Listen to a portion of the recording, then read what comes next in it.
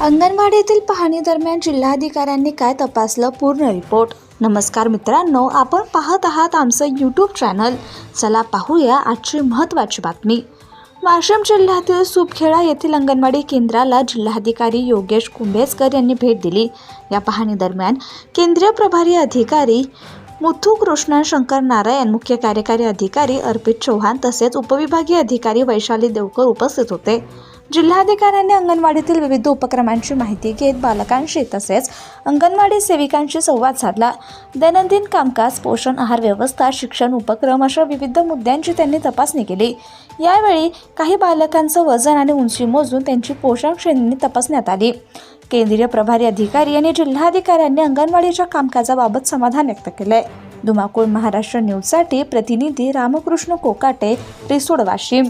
आपल्या परिसरातील ताज्या आणि महत्त्वाच्या बातम्या पाहण्यासाठी आजच आपल्या धुमाकूळ महाराष्ट्र न्यूजला YouTube वर सबस्क्राईब करा आणि बेल आयकॉन प्रेस करा.